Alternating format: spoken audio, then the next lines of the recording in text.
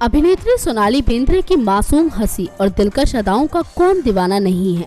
हर कोई जानता है कि सोनाली की अदाओं का जादू एक समय में बॉलीवुड के दीवानों के सर चढ़कर बोलता था, लेकिन कोई और भी था जो उन दिनों सोनाली के इन लटकों झटकों पर फिदा था। जी हाँ, वो कोई और नहीं बल्कि महाराष्ट्र नवनिर्माण सेना के अध्यक्ष राज ठाकरे हैं। आप बिल्कुल ठीक समझ रहे हैं, ये वही राज ठाकरे हैं जिन्हें अपने कठोर शब्दों और सख्त स्वभाव के लिए जाना जाता है।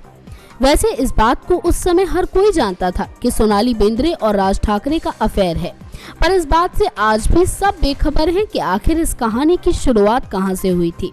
इतने कठोर राज उन दिनों सोनाली की एक झलक से ही पिघल जाया करते थे, पर कहते हैं ना कि वो प्रेम कहानी ही क्या जिसमें जुदाई का दर्द और कुर्बानी का एहसास ना हो।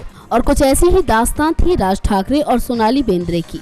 कुछ लोगों का तो यहाँ तक मानना है कि सोनाली को फिल्मों में मौका भी राज ठाकरे की ही वजह से मिला था, पर राज को अपने राजनीतिक करियर से प्यारा और कुछ भी नहीं था।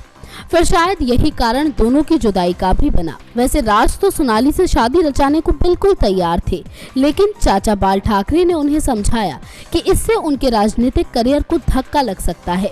इसके साथ ही उन्होंने उनसे ये भी कहा कि राज, अगर तुम ऐसा करते हो तो ये शिवसेना के लिए भी नुकसानदायक साबित होगा। और क्योंकि राज ठाकरे उन दिनों शिवसेना का ही हिस्सा थे, इसलिए इस इश्क के फितूर को उन्होंने अपने सर से उतार दिया।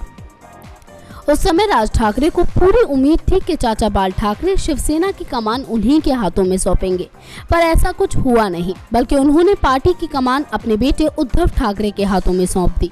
फिर इस फैसले से आहत राज ठाकरे ने महाराष्ट्र नवनिर्माण सेना का गठन कर दिया।